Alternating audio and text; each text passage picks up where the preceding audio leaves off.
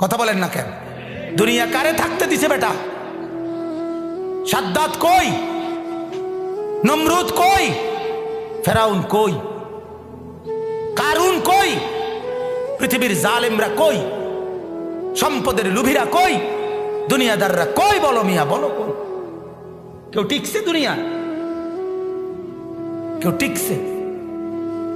আমরা কিতাবে পড়ছি ভারতের দিল্লির এক বাদশাহ ছিল শের শাহ। শের শাহ 40 বছর একটানা যুদ্ধ করছে এই রাজত্বের জন্য, দিল্লির রাজত্বের জন্য। ওনার বয়স যখন 65, তখন উনি দিল্লির বাদশাহী পুরা পাইছে।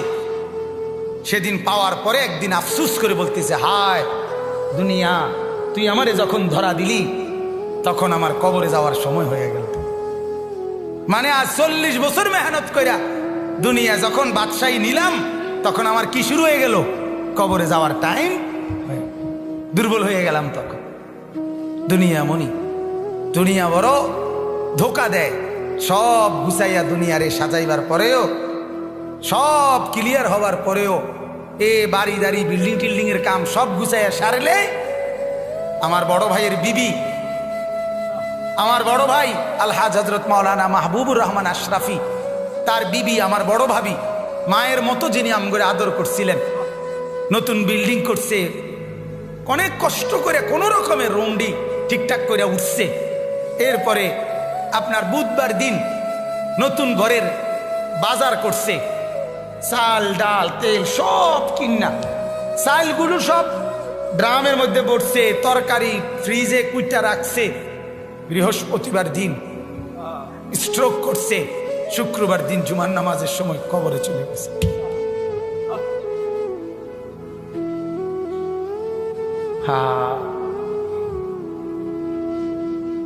আগামীর পৃথিবী, আগামীর সামনে দাজ্জাল বাজান, আগামীর সামনে দাজ্জাল। দাজ্জাল দেখা যায়, দাজ্জাল দেখা যায়, কিয়ামত দেখা যায়। ইকতারাবা লিন্নাসি হিসাবুহুম, আল্লাহ বলে হিসাবের সময় কাছায় গেছে বান্দা। ইকতারাবাতিস সাআ, আল্লাহ বলে কিয়ামত ঘনায় গেছে বান্দা। আরে যিনি বানানেওয়ালা তিনি বলতেছে, ও আমার বান্দা, আমি না বলছি এই নবী শেষ নবী, এই কিতাব শেষ কিতাব, এই দিন শেষ ধর্ম, আর দিতাম না রে। এরপরে তো আমার সংসার আমি গুছাই এলাম, তাহলে কিসের অপেক্ষা করছেন? আল্লাহ যখন বলবে এই জাহান্নামী, আর কোনো কথা বলতে পারবি না, সাথে সাথে জাহান্নামের আযাবের, জাহান্নামীর গলার আওয়াজ, কথার শব্দ বন্ধ হয়ে যাবে। এরপরে আর কোনো শব্দ জাহান্নামী উচ্চারণ করতে পারবে না। আরো জঘন্য কথা আছে, তাফসীরে মারিফুল কোরআন লিখছে, এরপরে জাহান্নামী কুত্তার মতো ঘেউ ঘেউ করবে, কুকুরের মতো শুধু ঘেউ ঘেউ। বিশ্বাস করেন, সেদিন কিয়ামতের দিন তোমাদের পুরা জিন্দেগির আমল ওজন হবে। এই কথাটা বান্দা আমি আবারও বলছি, এটা আল হক, এটা কিন্তু বাস্তবেই আসলেই সত্য কথা। এটা আসলেই কি আমরা অনেক সময় বলি না, হুজুররা আসলে, হুজুররা কয় যে আসলে যত কয় অত না, যত কয় অত না। এমন বুদ্ধিমান আছে না, কথা বলেন না।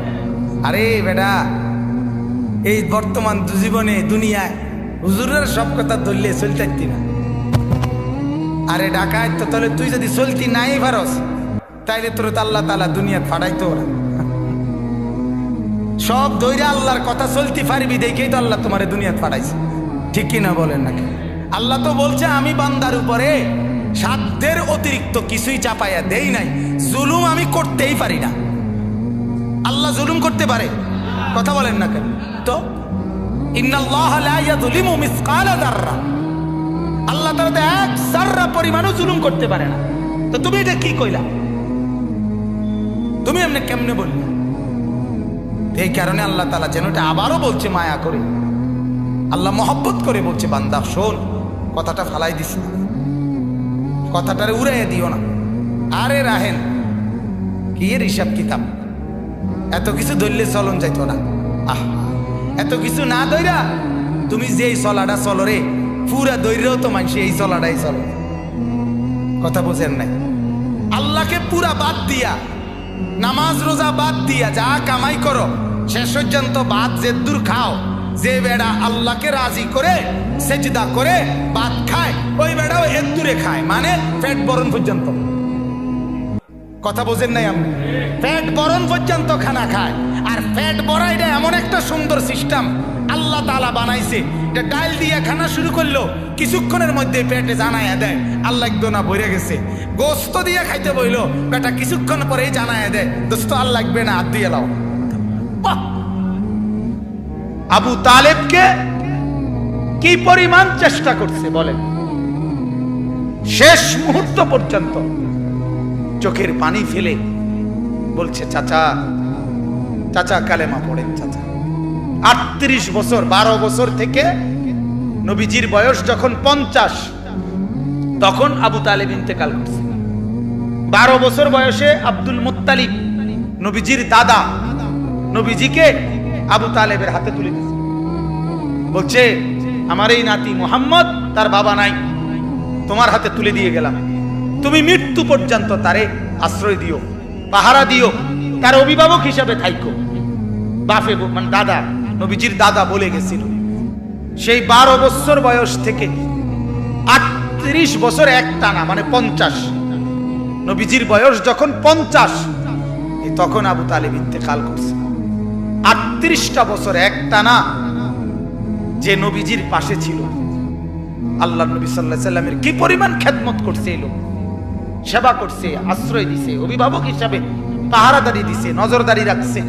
মক্কার কুরাইশরা চূড়ান্ত ভাবে রাসূলুল্লাহ সাল্লাল্লাহু আলাইহি সাল্লামকে চূড়ান্ত ভাবে কোনোদিন হত্যা করার সিদ্ধান্ত আবু তালেব থাকাকালীন নিতে পারে নাই। শুধু আবু তালেবের প্রভাব প্রতিপত্তির কারণে, আবু তালেব বড় নেতা ছিল এই কারণে, কিন্তু রাসূলুল্লাহ সাল্লাল্লাহু আলাইহি সাল্লাম সেই চাচার বিনিময়ে এই পরিমাণ চেষ্টা করছে যে চাচা আজ এতটা বছর আপনি আমার পাশে, আপনি কালেমাটা পড়েন চাচা। আবু তালেব বলছে না ভাতিজা, বংশের মুখে চুনকালি মাখতে পারুন না, বংশের কাছে বেইজ্জতি হব, সমাজের কাছে ঘৃণিত হয়ে যাব, আমার নেতৃত্ব থাকবে না, মৃত্যুর পরেও আমি স্মরণীয় নেতা হতে চাই, মৃত্যুর পরেও, অর্থাৎ কুরাইশের নেতাই থাকতে চাই। নাউজুবিল্লাহ। আল্লাহর নবী সাল্লাল্লাহু আলাইহি সাল্লাম তখন বলছে চাচা এক কাজ করেন, তাইলে কানে কানে বলেন, কানে কানে কালেমাটা কানে কানে শুনান, আমি কসম করছি আমি হায়াত থাকাকালীন জগতের কাউরে কোনোদিন বলবো না আপনি যে ঈমান আনছেন, শুধু হাসরের মাঠে আমার আল্লাহর সামনে সাক্ষী দেব আমার চাচা ঈমানদার ছিলেন। এতদূর সুযোগ দেন, এতদূর সুযোগ। আবু তালেব বলছে না ভাতিজা, জানাজানি হয়ে যাবে, গোপনে বললেও জানাজানি হয়ে যাবে, বলবো না। সর্বশেষ আল্লাহ নবী সাল্লাল্লাহু আলাইহি সাল্লাম অঝরে চোখের পানি ছেড়ে দিছে, কাঁদতে কাঁদতে বলছেন চাচা আপনি যদি ঈমান হারা হয়ে কবরে যান, আপনার কবরে আযাব হবে, আপনার জাহান্নামে আযাব হবে, আর আমি ভাতিজা মুহাম্মদ সেটা কেমনে সহ্য করুন চাচা? আপনি আগুনে জ্বলবেন, আমি এটা মেনে নেব কেমনে, মনটারে বুঝাই কেমনে চাচা? এই জন্য না এত বেশি আহাজারি করতেছি চাচা, আপনি পড়েন না কালেমা। আবু তালেব তখন বলছে আন-নারু খায়রুম মিনাল আর। নাউজুবিল্লাহ। আবু তালেব বলছে মুহাম্মদ, সমাজের কাছে বেইজ্জতি হওয়া এটার চাইতে আগুনে জ্বলা এটা ভালো। আন-নারু খায়রুম মিনাল আর। সমাজের কাছে আর মানে লজ্জিত, লজ্জিত হওয়ার চাইতে জাহান্নামের আগুনে জ্বলবো এটা ভালো। আবু তালেব বলল মুহাম্মদ জাহান্নামের আগুনে প্রয়োজনে জ্বলবো, কিন্তু বেইজ্জতি হইতে দিতাম না। কার কাছে? সমাজের কাছে। কার কাছে বলেন না? আল্লাহর নবী সাল্লাল্লাহু আলাইহি সাল্লাম হাদিসের মধ্যে আছে এরপরে আবু তালেব ইন্তেকাল করছে, মারা গেছে। মারা যাওয়ার পরেও নবী এবার বলতেছে চাচা এবার আমি আল্লাহর কাছে আপনার কাছে আপনার জন্য ইস্তেগফার করব। যতক্ষণ আমার আল্লাহ আমারে নিষেধ না করে ততক্ষণ আমি আপনার জন্য। এবার যেহেতু আর আপনারে বুঝাইতে পারলাম না, এবার আল্লাহকে বলি, আল্লাহকে বলতে থাকি। এবার আল্লাহর নবী চাচার জন্য মাফ চাইতে শুরু করছে। ঠিক তখন ওই নূহ আলাইহিস সালামের মতো আল্লাহ তাআলা আমাদের নবীকেও নিষেধ করছে, মা কানা লিন নাবিয়্যি ওয়াল্লাযীনা আমানু আন ইস্তাগফিরু লিল মুশরিকিন ওয়ালাউ কানু উলি কুরবা বা'দা ইয তাবায়্যানা লাহুম আন্নাহুম মিন আসহাবিল জাহিম। আল্লাহ বলেন, নবী আপনার জন্য উচিত হবে না, কোন ঈমানদারের জন্য উচিত হবে না, তার সবচেয়ে নিকটতম জন যদি কুফরি অবস্থায় মুশরিক অবস্থায় মৃত্যুবরণ করে, তার জন্য আমার কাছে মাফ চাওয়া এটা আপনি এবং আপনার ঈমানদার অনুসারী কারো জন্য জায়েজ নাই, অনুমতি নাই। এরপরে নবী থামে। আমার বলার উদ্দেশ্য হলো ফিকির, বুঝছেন? আমার কথা হলো যে দরদটা কি পরিমাণ ছিল, কথা বুঝছে? আল্লাহ থামানো পর্যন্ত উনি শুধু বলতেই থাকছে, বলতেই থাকছে। হাদিসের মধ্যে আছে, বাপ আল্লাহর নবী বলছে, যখনই জমিনে কোনো বান্দা নাফরমানি করে তখন ওই জমিনের ওই বান্দার পায়ের নিচের মাটিটা, জমিনটা আল্লাহর কাছে আবেদন করে, আল্লাহ আল্লাহ আমার একটু সুযোগ দাও, আমি একটা শুধু গড় দেমু, আমার নিচের মাটিটা উপরে উঠামু, উপরের মাটি নিচে নামামু, শুধু ওই লোকটা যেরকম বিছনায় এপাশ ওপাশ করে আমি আমার জমিনটাকে একটু এপাশ ওপাশ করবো, আমার নিচের মাটি তুলবো, উপরের মাটি নিচে নামাবো, আল্লাহ এরে নিয়া আমি শুধু একটা উল্টানি দিতে চাই, তুমি আমার অনুমতি দাও। রব্বুল আলামিন তখন বলে ওই জমিনকে, না তুই এমন করিস না, ও যে আমার বান্দা, ওরে না আমি বানাইছি, ওরে আমি বানাইছি, এই জমিন আমি কায়নাত আমার হুকুম দিয়ে বানাইছি, আর ওরে আমি হাত দিয়ে বানাইছি, আমার হাতে বানাইছি, আর নাক আমি লাগাইছি, আর চোখ আমি লাগিয়েছি, আর কান আমি লাগিয়েছি, আর হাত আমি লাগাইছি। আরে আমি সেই মাওলা, যে মাওলা কুন বললে ফায়াকুন, যে মাওলা ভ বললে হয়ে যায়। ওরে বানাইতে এভাবে করি নাই, 9 মাস পরে আর মায়ের পেটে রাইখা আমি নিজের হাতে ড্রয়িং করছি, নিজের হাতে। একবার নাক লাগাইয়া 100 বার দেখছি, ঠিক মতো হয়েছিনি। একবার চোখ লাগাইয়া কুটিবার দেখছি, ঠিক মতো হয়েছিনি। এইভাবে 9 মাস আমি তারে যত্ন করে সাজিয়ে, সুম্মা আনশানাহু খালকান আখার, আমি তারে এক মানুষ বানিয়ে এরপরে মায়ের পেট থেকে আমি বের করেছি। যাকে আমি এত যত্ন করে বানাইছি রে, তারে এত অল্পতে কেমনে মেরে ফেলি? না তুই একটু ক্ষান্ত হ, দেখি না ও তওবা করে কিনা, ও ফিরে আসে কিনা, দেখি না।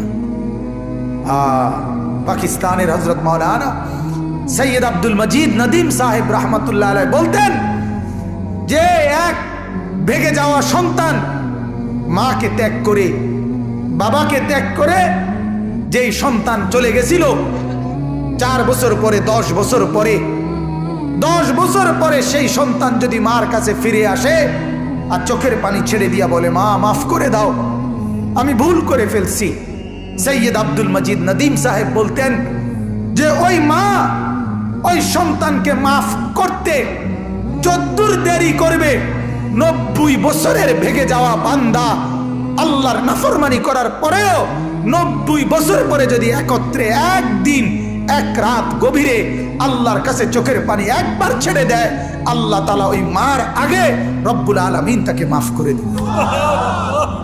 এমন যিনি, তার নাম আল্লাহ। যুবক তুই তোকে চিনলি না, হায় হায়, তামসাটাকে জিন্দেগি মনে করলাম। 1 প্লেট বিরিয়ানি দিবে, 1 প্লেট খিচুড়ি দিবে, 2টা জিলাপি দিবে, এর জন্য জিন্দেগিটা কি কামিয়াবি বানাইলা? এটা কি মনে করলা সফলতা? কিছুক্ষণ মোবাইল চালাইলা, কিছুক্ষণ মেয়ে দেখলা, ছবি দেখলা, নাটক দেখলা, নাচ দেখলা, আর কিছুক্ষণ ঘুমিয়ে রইলা, এটাকেই জিন্দেগি মনে করলা। আর আপনারা যারা ব্যবসায়ী কামাই রোজগারি করেন, আর আপনারা এই কিছুক্ষণের কামাই আর বউ বাচ্চার জন্য ভাত মাছ কিনা এই কদ্দুরকে জিন্দিগি মনে করলেন। আহা, এই সামান্য কদ্দুর ফিকির, এটা তো পিঁপড়ার ফিকির। পিঁপড়া পিঁপড়া। আমাদের বাংলাদেশের একজন শ্রেষ্ঠতম আলেমে দ্বীন, গবেষক আলেম ডক্টর আফম খালিদ হোসেন, অনেক বড় মাপের আলেম এবং জ্ঞানী গবেষক, উনি বলছেন এক পিঁপড়া সামান্যটুকু খাবার খায়, হ্যাঁ, কিন্তু এরপরও সে জমা করে রাখে। এক হাতি 250 কেজি খাবার প্রতিদিন খায়, একদিন 90 লিটার পানি প্রতিদিন খায়। উনি বলছেন কিন্তু কোনোদিন হাতি সে পরবর্তী বেলার খাবার কান্দে কইরা তার কাছে নিয়ে আসে না। সে এরপরে প্রতিদিন মাওলার উপরে তাওয়াক্কুল করে থাকে। রব্বুল আলামিন 250 কেজি খাবার প্রতিদিন তার কাছে পৌঁছায় দেয়।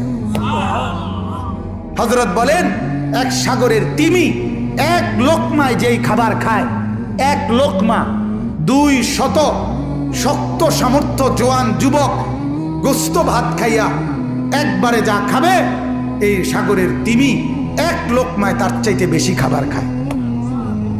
সাগরে কত লক্ষ তিমি, কি পরিমাণ খাবার মালিক সরবরাহ করতেছে। তাইলে তুমি কেন এত পেরেশান হইয়া গেলা? তুমি কেন পেরেশান হয়ে গেল? ছেলেটাকেও কামে লাগাই দিলা, মেয়েটাকেও কামে লাগাই দিলা, ফুতের বউরও কামে লাগাই দিলা, নিজেও কামে লাগাই দিলা। কেউ কাউরে জিজ্ঞাসা করো না, কিরে বাবা তোমার নামাজ পড়ো না কেন? স্বামী স্ত্রীকে বলে না, স্ত্রী স্বামীকে বলে না, বাবা মা সন্তানকে বলে না, সন্তানাদি বাবা মার ফিকির করে না, কারো কোনো ফিকির আখিরাতের নাই। এতগুলো মানুষ মিললে এই ভাত এক লোকমা, ছি ছি ছি ছি। অথচ রব্বুল আলামিন যেটা বললেন যে আমি একমাত্র মুখাপেক্ষী, আমার কাছে সবকিছু মজুদ আছে। তুই বান্দা চাইলে তুই একজন না, লাউ আন্না আউয়ালাকুম ওয়া আখিরাকুম ওয়া ইনসাকুম ওয়া জিন্নাকুম ওয়া যুকুরাকুম ওয়া উনুসাকুম, আল্লাহ বলে তোদের প্রথম ব্যক্তি, শেষ ব্যক্তি, পৃথিবীর শুরু এবং শেষ সব লোক যদি একত্রিত হয়, পুরুষরাও নারীরাও ছোটরাও বড়রাও মানুষরাও জিনরাও যদি একই মাঠে জমা হয়ে আমার কাছে যার যা লাগবে তা চায়, আল্লাহ বলেন লা আতাইতু কুল্লা ওয়াহিদিন মাসআলাতাহু, সবার চাওয়া আমি ওইখানে রাখকেই পূরণ করে দেব। মা নাফিদাত মিন খাজাইনি শাইউন, আমার ভান্ডার থেকে এক ফোঁটাও কমবে না। এমন যিনি তিনি আল্লাহ। তাকে ছেড়ে কোথায় দৌড়াচ্ছেন? আল্লাহকে ছেড়ে কোথায় যাচ্ছেন? আল্লাহকে ছেড়ে কোথায় গেলেন? যুবক, আল্লাহকে ছেড়ে কোথায় গেলা? নামাজ না পড়ে নর্তকী দেখে লাভ কি হয়েছে পর্যন্ত বলো না একবার। ওই মাদেরকে বলো না, মা এই পর্যন্ত বেপর্দা হয়ে যত মহিলা পুরুষকে দেখাইলা, মা কে তোমারে কয় টাকা চাঁদা দিছে এই পর্যন্ত? 2টা পয়সা তোমারে কোনোদিন দিছিনি, চাইয়া না গেল যা। কথা বোঝেন নাই? তোমারও তো দেখে গেল, কিন্তু দ্বিতীয় পয়সা তো দিল না। কি পাইলা? পাইলাটা কি দুনিয়ায়? অবুঝ মানুষ বুঝতে চায় না, অবুঝ সন্তান বুঝতে চায় না। তার সমস্ত দুশ্মনী নামাজের লগে, তার সমস্ত দুশ্মনী আল্লাহর সাথে। সে তার একটা বন্ধু, সামান্য একটা বন্ধু, তার এই সামান্য পরিচয়, তারও মন রক্ষা করতে সে রাজি, কিন্তু সে তার মালিকের মন রক্ষা করতে রাজি না। হায় হায় হায়, কি শক্ত পাষাণ। আল্লাহ আমাদেরকে বুঝ দান করেন। আল্লাহ আমাদেরকে, মহিউদ্দিন ভাই অগরে খাওয়াইলাম না, ওই যে যারা শিক্ষার্থী আছে, ওই যে পিছনে যারা নিচে ওরা ডাক দিয়া বলে, ভাই তোমরা খানার লেগে যারা ঘুরতে আছো খাওয়াই এলাম এগরে যান। কোন ওরা এই শিক্ষার্থী আছে, এটাই আমাদের দেশের নিয়ম। আমরা গ্রামে একতে আপনার মানুষের বাড়ির থেকে খুঁজতো, তো তার লগে একটা ছোট ফোলা আসিল, ওই বাড়িওয়ালারা দেরি করলে হেঁটে হেঁটে পুতরে খোঁচা দিত, দিলে হেঁটে শিক্ষার দিয়ে উঠতো, তো আবার হেঁটেই কইতো এই বেকুবের মতো শিক্ষার, তার আইয়ের সাথেই হতো। কথা বোঝেন নাই?